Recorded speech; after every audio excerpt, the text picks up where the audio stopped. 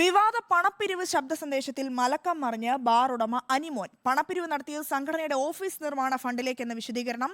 വിവാദ ശബ്ദ സന്ദേശത്തിന് പിന്നാലെ കാണാമറയത്തേക്ക് പോയ അനിമോൻ വിശദീകരണവുമായി രംഗത്തെത്തിയത്. ക്രൈംബ്രാഞ്ച് അന്വേഷണം ആരംഭിച്ചതിന് പിന്നാലെ ബാർ ഉടമകളുടെ ഗ്രൂപ്പിലെ വിശദീകരണം പരസ്പര ധാരണയുടെ അടിസ്ഥാനത്തിലെന്ന സൂചന.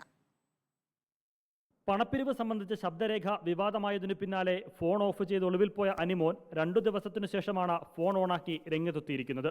ബാർ ഉടമകളുടെ ഗ്രൂപ്പിലെ നെടുനീളൻ കുറിപ്പിൽ പണപ്പിരിവ് സംഘടനയുടെ ഓഫീസ് നിർമ്മാണ ആവശ്യത്തിനെന്ന് അനിമോൻ പറയുന്നു. എക്സിക്യൂട്ടീവ് യോഗത്തിൽ തന്നെ ഒറ്റുതിരിഞ്ഞാക്രമിച്ചു. ആ മാനസികാവസ്ഥയിൽ പറഞ്ഞ കാര്യങ്ങളാണ് ശബ്ദ സന്ദേശത്തിലുള്ളത്. മനസ്സിലുദ്ദേശിച്ച കാര്യങ്ങൾ പറഞ്ഞു വന്നപ്പോൾ മറ്റൊരു വിധത്തിലായെന്നും അനിമോൻ ചൂണ്ടിക്കാട്ടുന്നു. ഖേദപ്രകടനവും നടത്തുന്നുണ്ട്.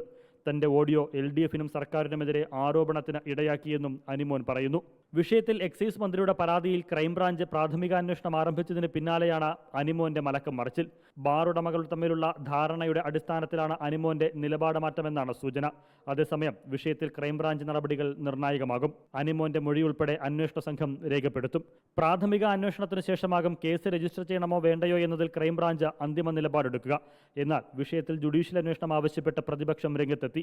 എക്സൈസ് മന്ത്രിക്കും ടൂറിസം മന്ത്രിക്കും ബാർ കോഴയിൽ പങ്കുണ്ടെന്നും ഇരുവരും രാജിവെക്കണമെന്നുമാണ് പ്രതിപക്ഷത്തിന്റെ ആവശ്യം. റിപ്പോർട്ടർ, തിരുവനന്തപുരം.